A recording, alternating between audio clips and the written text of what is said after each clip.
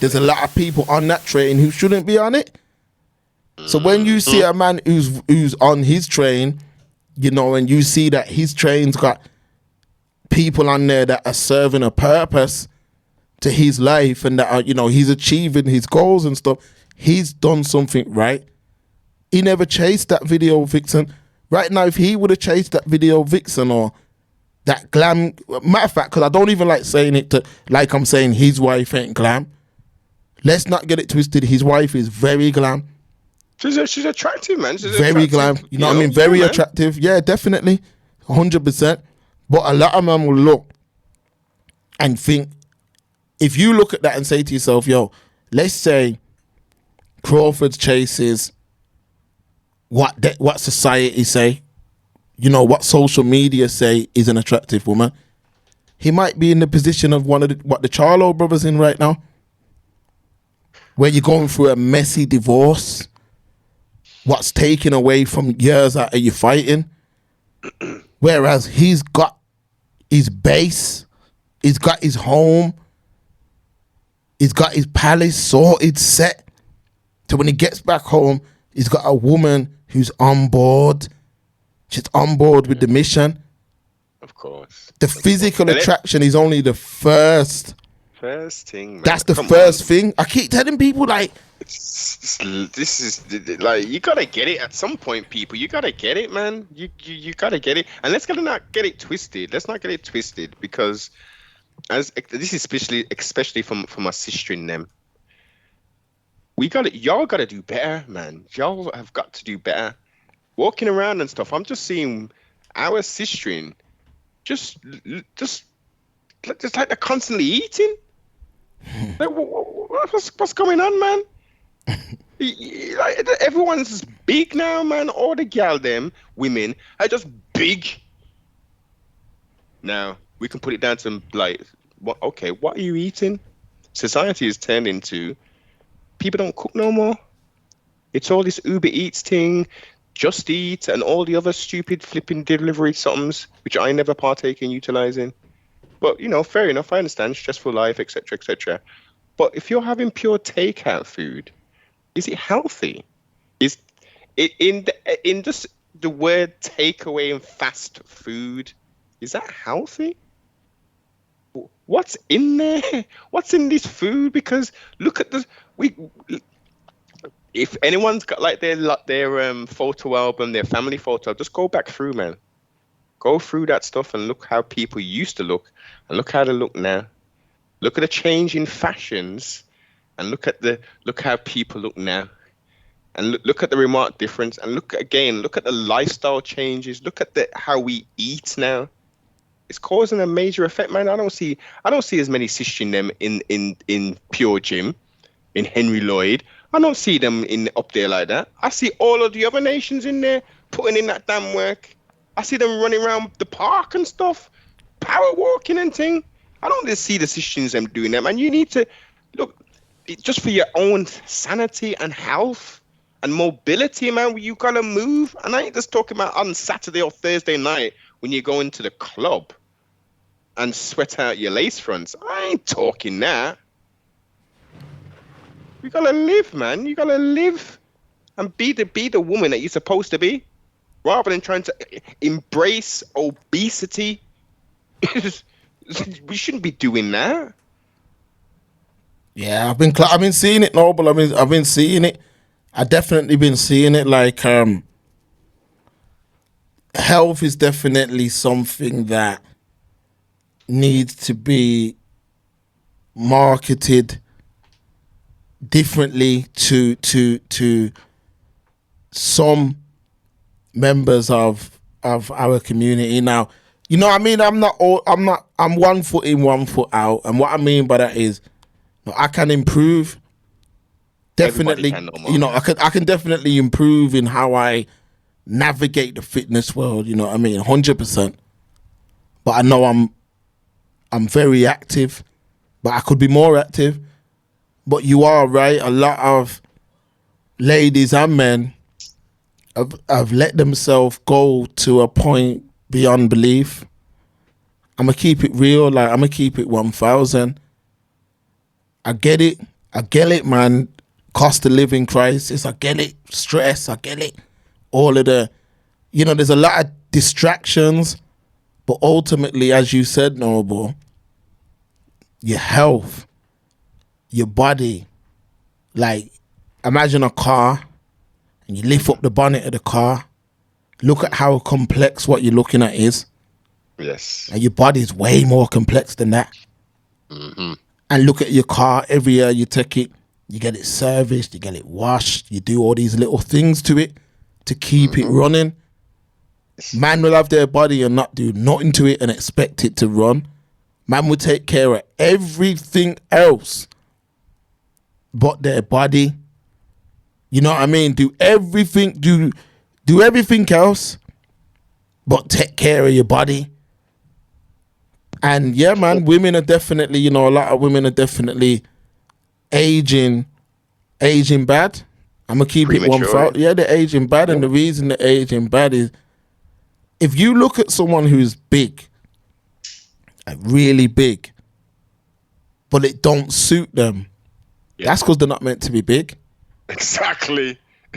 You know what I mean? So if you look at, like, say, it's difficult, for me to kind of pick people because it's quite.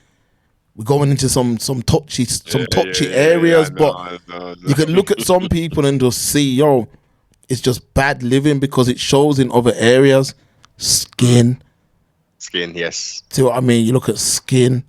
You can look at other things. You can just look at a person and know. See what I mean? A lot of people ain't doing the right thing, man. They're not doing the right thing. A lot of people are not doing the right thing because they're living life fast. Very fast. Living life way too, work. There's people working on kind of mad hours. Yeah. Drinking the wrong things, eating the wrong things. All you're doing is shaving time off on the other side.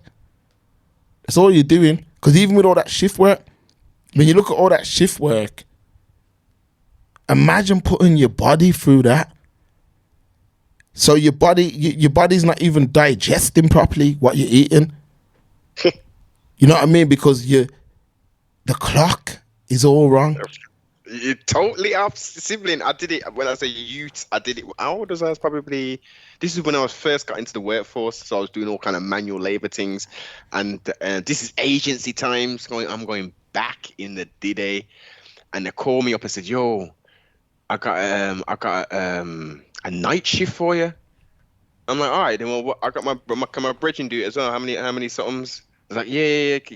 Tell them to call me. So, quite a long story short, we did like a, what was it? 8 till 8 12-hour shift, sibling, in a place down Aston doing power pressing. Now, power pressing, all you're doing is putting a piece of metal in. There's a safety cage that goes down. You press the button, safety cage comes, and it presses, imprints into whatever shape. So I did that for 2 nights. No, I did longer than that. I think we did it for a full week, and I said, nah. So the money was good, but He just mashed me up, man. It was cool at first, going out on the streets and no one was there and stuff. And it's like, I felt like a proper adult and stuff, but the psychological effects, number one, I couldn't get my sleep pattern. I couldn't get with doing it. So I was just tired. I was just constantly tired. And people say, after about a month or so, your body will get used to it. I'm like, I ain't doing that for a whole month. Allow that. The most I'm going to do is probably work 2 till 10 o'clock. That's the most. I ain't working past 10 o'clock. Allow that. But needs must, as you say, in these times. That's all they know. Yeah. This is shift business. Yeah, shift. And remember, all this is by design, because at some point, they're gonna have to look at the hours people are working, man. They're gonna have to, because of course it benefits them, because a lot of these man just like work, and then boom, right at the end, when they, when it's time to be able to enjoy that work, now they've got health problems. You see what I'm saying? And this is what I'm trying to say. Time. That's why I say a lot of people are tricked. Time is the important currency. That's the important currency. Time. Remember, sometimes you can be living that fast that you're unable to appreciate life itself because you're moving that fast. Yeah. You can't stop and smell the roses. That's what I'm and the saying. Flowers. It's true, man, and this is what I'm saying. Like my whole like outlook on things is different now, because when you look at even a lot of them people, like sports people, celebrities, actors, all these different people that live in the public eye, if you really ask them when it's all over, they'll be like, I don't know where it went. Yes. See what I'm saying? Coaster. It's a raw roller coaster. Their life is a roller coaster, literally. Some of it's real cool, some of it's real crazy, but they're going that fast that the emotions, like that low point is a low point maybe for 2 months, a month, a week, but it's going that quickly that they feel it at the time. And we're onto the high, we're climbing back up to the heights now. Oh yeah, remember that? I was real depressed about that, but oh yeah, no, we're all cool now. Yeah, it's true. And the new thing now is pushing mental health on children. That's the new thing now. In what respect? So what they're doing now in schools is trying to diagnose a lot of young children with like problems and issues, and getting them to tap into anxiety and getting them to tap into things that can't be seen. This is what's happening now. So now it's like all it's about is mental health. Like in these schools, Noble, it's like mental health. Oh, that child's got depression. That child over there has got anxiety. That child over there has got, something else. There's a lot of that going on. Isn't it natural as a young pubescent child or prepubescent child to have those fears of anxiety, being away from your parents, being in a new environment and mixing with all these different children? Doesn't a level of depression, because all of those emotions, and there's more that you're going to name, I remember going through all of those in all the stages of my miseducation, fooling system and time that I had. It's normal.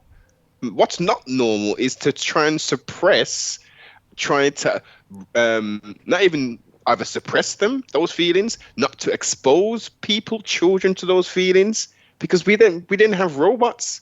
We didn't have people who at the drop of a dime, my phone dropped. Oh my God, it's the end of the world. I'm depressed now. What am I gonna do? You just pick it up, see if it's broken, and you carry on about your business. What it's doing, setting them up for failure. That's what it's doing. It's setting them up for failure, because what you're doing when you tell a child that they have anxiety or depression or all of that, you're giving them an excuse in the future. So you're setting them up for failure. Because yes, you are 100% right, no, but we did most definitely feel these things, because these things are natural to feel. But in today's world, these things are being packaged as something completely different to what we knew. Yeah. So a lot of children, they don't even understand these feelings.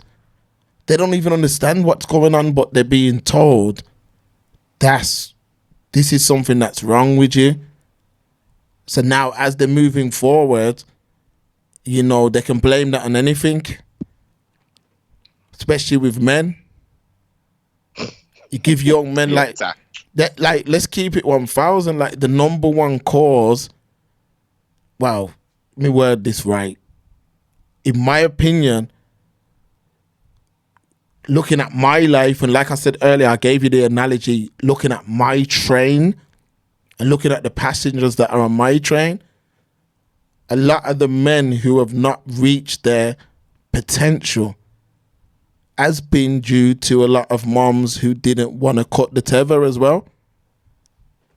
I'm going to keep it 1,000. A lot of moms did not want to leave their son to fall over and get back up. They wanted to pick him up every time until there's going to be something you can't pick him up from. And that's, you know, when you're raising a man, there's points in time you got to let that man fall over. That boy fall over. You have to let him fall and get back up on his own to learn to get up. Resilience. But if you don't teach him to get up, you're teaching him that he can quit. You're teaching him that he can, you know, if no one's in his corner to help him, quit. You don't want to be in that position. Not even quit. Yo, Mark, not even quit. Don't even try. Yeah. Just wait for the crumbs, and just wait for the crumbs to be given to you, and it's just accept that. Don't strive for greatness. Don't dream big. Keep your dreams to yourself. Okay? In matter of fact, don't even have no dreams. Be lucky that the hardworking people who are paying their taxes and are forced to give it over to the governments are paying your mortgage, your rent for the week and for the month, and you don't need to pay council tax. And they also give you some money so you can buy your flipping your Iceland food and whatever else you're buying, and then get you whatever else you want. That's it. Ain't no trying. They've taken that drive out of being actually a woman or a man in the full sense, not in the sense of, oh yeah, I'm a man, I'm a woman, yeah, I can get this free house and stuff. Oh yeah, and if I see Sally over there or Sarah, yeah, we can have sex, and if she catches, and the government just pays, isn't it? It's the government's, My mum was on this thing, my dad was on this thing, my gran was on this thing. We got 5 generations of people that all they've known is council living and receiving money from the governmental system. That's all they know. 1,000. It's a lot of people living like that. But then there's even more people living now where they're being given that pass from early. There's no fear installed in. There's nothing. It's just do what you want. Live like this generation is like live life how you want to, and there's an excuse for everything. Because when I think, like, I look back and I'm like, damn, there was a time when your life was a lot harder than it is now. Like how sometimes I just think back and say, let's say we had a time machine, and I know people would say, time flows forward, and I get that. But let's say we had a time machine, yeah, and you could go to any point of existence. Yo, I don't think you'd want to turn back the clock much further back than what it is from now. Because there was so much, the world was very different, and what was expected of men was a lot different than what's expected today. What was expected of women is a lot different than what's expected today. So you have to think to yourself, let's say back in them days, a man was to say, I don't want to go to sea. You see what I mean? Like, I got anxiety. I don't want to go to sea. I don't want to, you know what I mean? When men are getting drafted, I don't want to fight. You see what I mean? We don't even need to go. I don't even, and that's last 100 years kind of business. We can go further back than that if man want to. We're talking last 100. You know how much people? Just think. I was looking at a video yesterday on Instagram, and it was a video of some wild seas, Noble. And a man, and you know what the caption said? There was a time when we sailed these seas in wooden boats. Yes. And the only navigation we had was the stars. Yes. Now you think to yourself, man, are talking about anxiety. Think about being on that boat. Now I know people might say, well, that was back then. We're not living in them times. Yeah, you're right. But back then, it created a man. If a man knew that he could overcome that, when he got off that boat, he's saying, yo, you know what I mean? Now he can face the things that life will bring.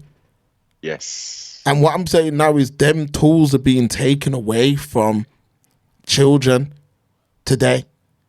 And when I look at, I can only speak about our demographic, and I can only speak about my train, which is why I gave that analogy. But when I look at a lot of the passengers, you see any man's mom who coddled him into adult life is not experiencing success today. I can guarantee you. Think about it. Just think about your particular train, Noble. Mm-hmm. Think about the men who were coddled. Mom constantly had an excuse. Mom constantly put, you know what I mean? Just think about them men. You were damaging them men. Yeah. Them men were damaged, you know what I mean? Them men were damaged from early. Majority of them went Brinny. Then they went to the green. You know what I mean? Majority. There's only a few. And it depends on, again, language is, and people subjectualize things and stuff. So mollycoddle, what do you actually mean by that though, Mark? What are you trying to say is that, because my mom was cared for me and she looked after me, does that mean I was mollycoddled? No, what we're saying is that your mom didn't allow you to be the young man, the young boy, and made every single excuse for every mistake you made rather than saying, oh, look, that was wrong. Yeah. You know that was wrong, right? No, I didn't think it was wrong. Well, no, it was wrong because of this. And let me tell you, if you didn't know, how did you not know when I've raised you not to do them things? Oh, well, I thought because of... No, that's still wrong. That's not model cuddling when you've got free reign. You've got free reign because, again, this is a generational curse which is taking place. You've got children, children having children. So if a child has a child, how does a child raise a child? As a child. That child then has a child as a child and raise that child to be a child, not to be an adult, not to be well structured, not to be, you know what I mean, like, well adjusted. Because they're in that generational curse, and then you've got let's add another thing onto this, which we haven't really built on in a long time. Testosterone levels for men are at its all-time low in essence, right? And there's a projection to say that men's sperm count is going to be at 0 in 2045. Now, they can make up all kind of statistics and all kind of stuff, but it's worrying. Reason being is 1950s men, 2023 men. You look at the sperm counts, and those men of 2023, these generations Zs onwards, they've got the sperm count of a 60-year-old man in the 1950s. That's mad. Let that sink in. Let that sink in and think, oh, why is testosterone and why has sperm levels decreased so rapidly? And then you look, okay, well, how would that take place? How would indeed that take place? That would take place on a genetic level. What's happening with our food, people? What's happening with the transportation of goods, i.e., you remember this, Mark? Glass bottles. How many products did you buy that had or mom bought that had glass? That were glass. Lucozade bottles were glass when I was growing up. Glass bottles with the foil around it, and it with the little see-through paper thing. Yeah, man. I remember it, man. I remember. Yeah. So everything was glass. Now everything is plastic. What does plastic do? Unless it's a BPA-free plastic, it has all kinds of stuff in there which leach into the product. So let's look at the detergent, the fabric softener. That's all got chemicals in it, which in essence are estrogen mimickers. What's estrogen? That's what women have, right? You see the chain of thought? So the skin is what? The biggest organ on our body, right? So we're putting all these chemicals on us which have estrogen in them onto the biggest organ of our body. We put grease and all these kind of crazy stuff, conditioner. We put soap. The stuff that lavas soap up is, again, it's not a paraben. I can't remember the term. But that, again, brings forth the production of estrogen. Soy is in absolutely everything. Now, if you're listening on the playback, press pause, go to your kitchen, and just take out some random things. Put your glasses on, or take a picture and then zoom in because the writing's going to be hella small. And look at the soy content, the soy lichin, the soy extract, the soy everywhere. What does soy have, people? Estrogen. It's one of the only things that has the highest amount of estrogen. It's packed. So that's what we intake. Outside of that, we get all the other stuff. All of the other manufacturers saying, okay, well, let's use that soy and let's bulk up the product with that. Coffees, teas, all the instant stuff, all kind of stuff. And then let's move to the last thing that we touch on multiple times, Mark, which is media and entertainment. What have we seen over the last, let's say, 20 years? We're seeing black males specifically, because, we promote the weird stuff. There's artists, as the Americans would say, walking around in skirts, dresses, blouses, pearl necklaces, fingernails, polish, yeah. 2 bonds. Man are plaiting their hair in bonds and all that. Bonds, yeah, and that's acceptable now to walk around as a young girl used to when she was in, she was just coming up, getting into first year senior school, and she'd have it in the little 2 bond thing, like was it Minnie Mouse and thing? You got brothers walking around with that. You got brothers doing sister locks and thing, and that's the wave now. For not to have dreads, had to have sister locks, huh? So, what do we see? We go out on the road and we see men in leggings, in jeggings.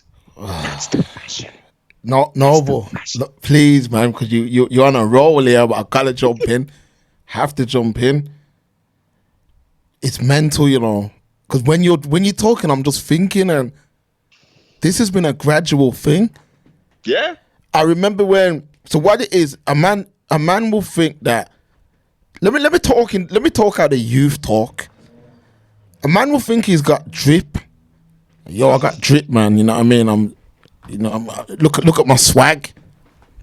And when you really check it, this is the UK, very small.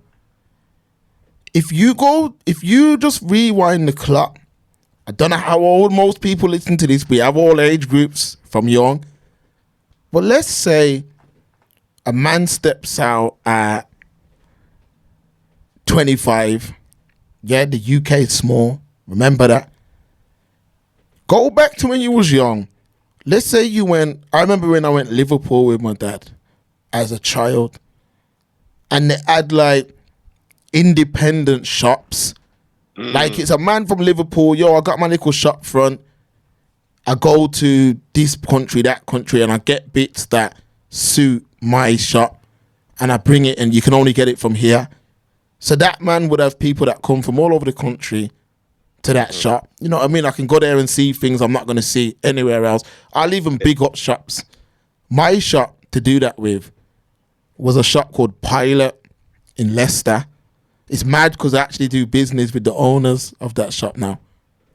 But Pilot in Leicester, that was my shop. So if let's say I raised a 1.5 bills as a youth, I'm on the train to Leicester, and Pilot, they're going to have some Adidas jackets or some Y3 or some this, that. Things that don't look like JD, Foot Locker, da.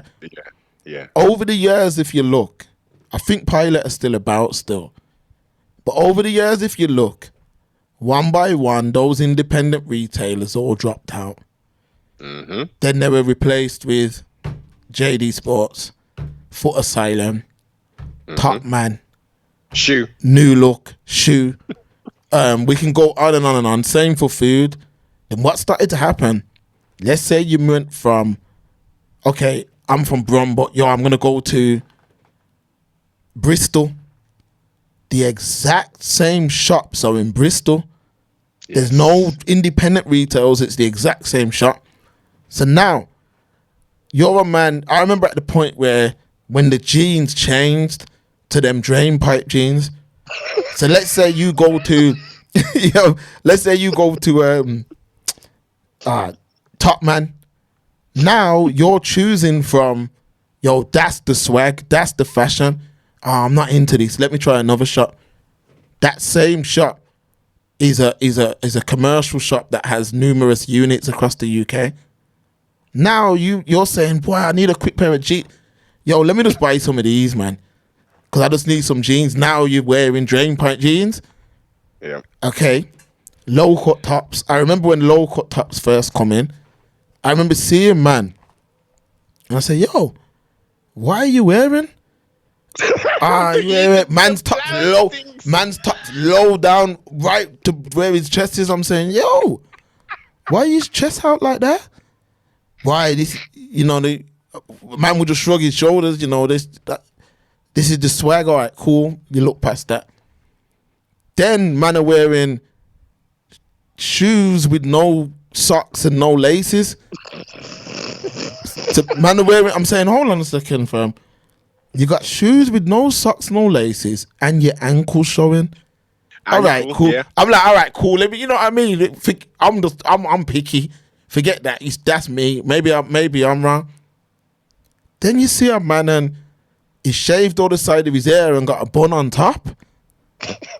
I'm like, you got a bun on top of your head? Yeah, that's the swag, man. Trust me. Now, man, are wearing nails. Now, man, it's just that. Like I said last week, who's the biggest rapper? Drake, innit?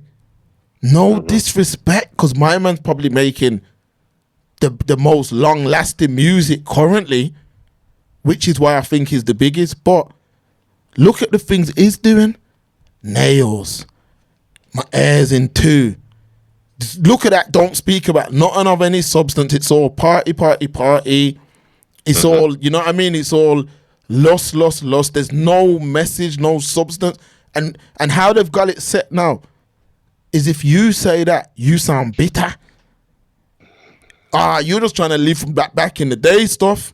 No. Are you not seeing what's happening? Are you not seeing that? Rights. Yeah, they're bringing man into this thing. You don't even know you're in this thing. You don't even know that you've transitioned because you're just going along to get along. Yeah. You don't even know that you're being lined up. Like, you don't even know.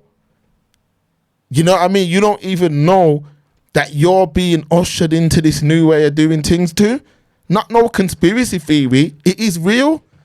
Real. You're being ushered in to that way of doing things. You see what I mean? And then if you say anything that goes against that, toxic masculinity. So they can just slap it. My man's a toxic. He's displaying toxic masculinity. If you want your child, I don't want to hold my child's hand the whole way. I want him to fall and get back up because one day I'm not going to be here and I want to put these, character developments in him from now. You're abusing him. You see what I'm saying? You've got a certain moral code that you say, okay, let the world do what they want to do, but in my yard, I want to do things this way. I want to do things. No, that's abusive. You can't make children wash plates. You can't